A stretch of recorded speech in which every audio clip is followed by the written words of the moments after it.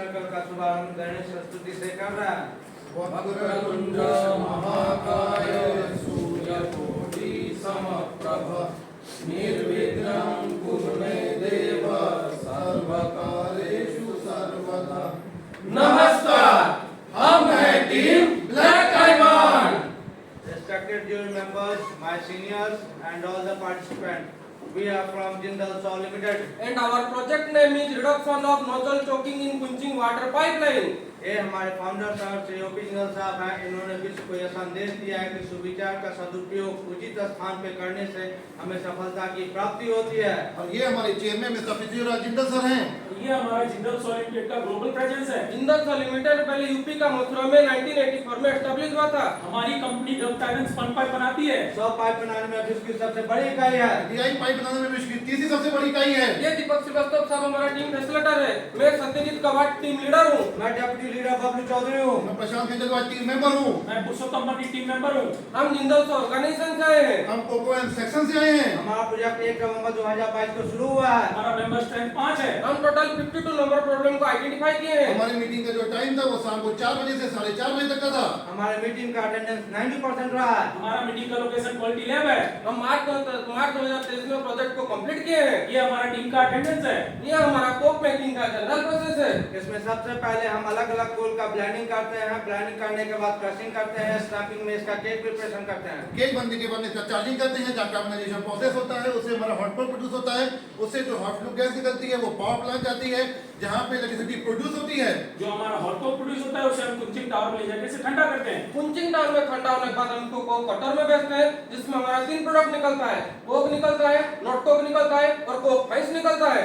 ये हमारा Coke one process flow chart है। हम अपनी समस्या का समाधान डबिंग व्हील से किए हैं। जिसमें बी में है प्लान, डी में डू, सी में चेक, ए में एक्ट है। Step 1 identify the problem. हमने प्रॉब्लम को आइडेंटिफाई करने के लिए ब्रेनस्टॉर्मिंग टेक्निक यूज की है जिसमें हमने टोटल 52 नंबर प्रॉब्लम को आइडेंटिफाई किए हैं। Step 2 selection of the problem. Problem को सिलेक्शन करने के लिए प्रॉब्लम को हमने 3 कैटेगरी में डिवाइड किए। A category, B category, C category. इसमें कैटेगरी में हमने प्रॉब्लम को रखा है जिनको हम खुद से सॉल्व कर सकते हैं। बी कैटेगरी में हमने वैसे प्रॉब्लम को रखा है जिसे हम अदर डिपार्टमेंट सहायता सॉल्व कर सकते हैं। सी में हमने वैसे प्रॉब्लम को रखा है मैनेजमेंट की सहायता से सॉल्व कर सकते हैं। ए कैटेगरी में हमको 27 प्रॉब्लम मिला है। बी कैटेगरी में हमको 16 प्रॉब्लम्स मिली हैं। सी कैटेगरी में हमको 9 प्रॉब्लम मिला है। जिसे हमने पाई चार्ट में दर्शाया है। इसके बाद हमने ए कैटेगरी प्रॉब्लम का सर्टिफिकेशन किए हैं जिसमें हमने प्रोडक्शन रिलेटेड हमको 8 प्रॉब्लम मिला है। मेंटेनेंस रिलेटेड हमको 9 प्रॉब्लम्स मिली हैं। रिफ्रैक्टरी रिलेटेड हमको 3 प्रॉब्लम मिला है। सेफ्टी रिलेटेड हमें 3 प्रॉब्लम मिले हैं। इसके बाद एनवायरनमेंट रिलेटेड हमको 4 प्रॉब्लम मिला है। इसीलिए हमने अपनी टीम से डिस्कस करके डिसाइड किया कि हम एक कैटेगरी की प्रॉब्लम में फोकस करेंगे। इसीलिए कैटेगरी की 27 अनसॉल्व प्रॉब्लम को लेकर हमने प्रायोरिटी रैंकिंग मेथड के थ्रू इसको रेटिंग दिया है। जिसमें 1 नंबर में एलएस इंपैक्ट, 2 में है माइनर, 3 नंबर में सिग्निफिकेंट, 4 में मेजर, 5 में हमने क्रिटिकल प्रॉब्लम को रखा है। इसके बाद हम उसको रैंकिंग किए हैं। रैंकिंग करने के बाद जो ए कैटेगरी का टॉप 4 प्रॉब्लम था हम उसको दोबारा परफॉर्मेंस मेजर में मेजर किए जिसमें ए को रखते हैं एनवायरनमेंट, बी में रखा है वर्किंग कंडीशन को, सी में हमने हाउसकीपिंग रखा है। डी में हमने यूटिलाइजेशन ऑफ रिसोर्स को रखा ई है। में हमने रिवर्क कर रखे और हैं। एफ में रखा है मशीन डाउन टाइम को। इसके बाद हम उसको रैंकिंग किए। रैंकिंग करने के बाद पता चला कि प्रॉब्लम नंबर 4 को सबसे ज्यादा नंबर 182 नंबर मिला है। इसीलिए अपने प्रॉब्लम को सॉल्व करने के लिए हमने माइलस्टोन चार्ट बनाया है जहां डिफाइन द प्रॉब्लम से लेकर फॉलो अप एंड रिव्यू तक अपने टीम मेंबर्स की रिस्पांसिबिलिटीज को तय किया है। Step 3 define the problem. हमको जो सबसे ज्यादा नंबर मिला था वो था प्रॉब्लम नंबर 4, वो है कुंचिंग पाइपलाइन नोजल चोकिंग। ये हमारा कुंचिंग एरिया का फ्लो डायग्राम है जिसमें हमने रेड कलर से प्रॉब्लम को दर्शाया है। हमारे कोक वन प्लांट में हम कोकिंग कोल का यूज करते हैं जिसको क्रशिंग करके हम ओवन में चार्ज करते हैं। उसके बाद उसमें कार्बनाइजेशन प्रोसेस होता है जिसमें 48 से 50 आवर लगते हैं। उसके बाद वो कोक में कन्वर्ट हो जाता है। उस कोक को हम पुशर करके थ्रू पुशर बूम से पुशिंग करते हैं जिसके बाद वो कोक हमारे कुंचिंग कार में आ जाता है। उस कुंचिंग कार को हम कुंचिंग टावर पे लेके जाते हैं जहाँ पे उस कुंचिंग वाटर से हम उस कोक को ठंडा करते हैं।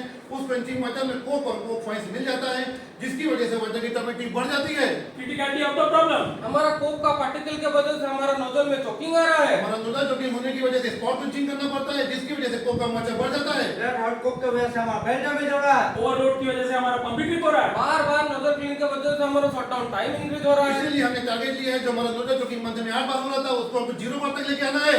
स्टेप 4 और एनालिसिस, हम अपने समस्या के विश्लेषण के लिए 4W1 मेथड का उपयोग किया है। What is the problem? Problem हमारा प्रॉपर कुंच न होने की वजह से हमारा रेड हॉट को फाउंड हो रहा है। जिसकी वजह से हमारी बेल्ट भी डैमेज हो रही है। हमारे पंप का लोड इंक्रीज हो रहा है। व्हेन प्रॉब्लम अकर्स, तो हमारा सेटलिंग टैंक में कोक डॉट सर्कुलेट होकर इंक्रीज हो रहा वो सेटल नहीं हो रहा है। Where the problem occurs? हमारी जो प्रॉब्लम आ रही है वो आ रही है क्विजिट और पाइपलाइन में। Who is affected? हमारा प्रोडक्टिविटी इफेक्ट हो रहा है। हमारी सेफ्टी इफेक्ट हो रही है। हमारा कंडक्टर चलाने वाला इफेक्ट हो रहा है। How the problem affected? हमारी क्विजिट पाइपलाइन चोक हो जा रही है। हमारे डॉट कोक फाउंड हो रहा है। हमारा कोक साइजिंग मैच डैमेज हो रहा है। कोक में हमारा मॉइस्चर इंक्रीज हो रहा है। Step 5. तो आइडेंटिफिकेशन ऑफ कॉजेस, हमने कॉजेस को आइडेंटिफिकेशन करने के लिए ब्रेनस्टॉर्मिंग का round and robin technique use किए, जिसमें हमने कॉजेस को आइडेंटिफाई किए हैं। जो हमारे कॉजेस निकला है उसको हमने फिटमेंट डायग्राम में शो किया है, जिसकी वजह से न्यूरल चोकिंग हो सकता है। उसको हमने 4 कैटेगरी में डिवाइड किया है, मैन, मशीन, मटेरियल और मेथड में। अरे भाई मैन में कितना कॉज मिला है? मैन में 5 कॉजेस मिला मैन है। मशीन में कितने कॉजेस मिले हैं? 6 कोसेस मिले हैं। मेथड में कितना कॉजेस मिला है? 4 कॉज मिला है। मटेरियल में कितना मिला है? 6 कॉजेस मिले हैं। इसमें से जो हम प्रोबेबल कॉजेस मिला हम उसको दोबारा फिर डायग्राम में दिखाए हैं। जो प्रोबेबल कॉज हम मिला है उसका हमने वेरिफिकेशन किया है। वेरिफिकेशन करने में जिसका रिजल्ट हमको ओके है वो हमारा सिग्निफिकेंट कॉज है, और जिसका रिजल्ट नॉट ओके है वो हमारा नॉन सिग्निफिकेंट कॉज है। इसके बाद हम सिग्निफिकेंट कॉज को जाके देखें कि सिग्निफिकेंट कॉज हमारा मेथड में आ रहा है। इसमें हमको पता चल गया कि हमारा मेथड का वजह से ही हमारा नोजल में चोकिंग हो रहा है। अरे भाई जो हमारे मेथड में प्रॉब्लम आया है उसके लिए हमने कुछ किया है क्या? कहां किए, क्यों नहीं किए? इसके लिए हमने वाया एनालिसिस किए हैं। Step 6. Identification of root causes, इसके लिए हमको 3 पोटेंशियल कॉजेस मिला है, जिसमें कॉज नंबर 1 है Cause number what contamination of spillage of the quenching water. Why क्योंकि जो स्पिलेज कोक है वो कैनल के थ्रू सीधे सेटिंग टैंक में चला जाता है। Why? क्योंकि इसको रोकने के लिए कोई फिल्टर अरेंजमेंट नहीं है। Why? क्योंकि कोई वर्कर में प्रोवाइड नहीं की गई है। Why? क्योंकि हमारे चेकलिस्ट में अपडेट नहीं है। इसमें रूट कॉज मिला के हमको कैनल में कोई वर्टिकल में इसको प्रोवाइड करना है और उसको चेकलिस्ट में अपडेट करना पड़ेगा। Cause number 2 contamination of nut coke in quenching water. Why? क्योंकि नोटबुक जो है वाटर का ब्लू में 13 टैंक में चला जा रहा है। Why? तो इसके लिए रोकने के लिए अभी तक हमारे पास कोई प्रोविजन नहीं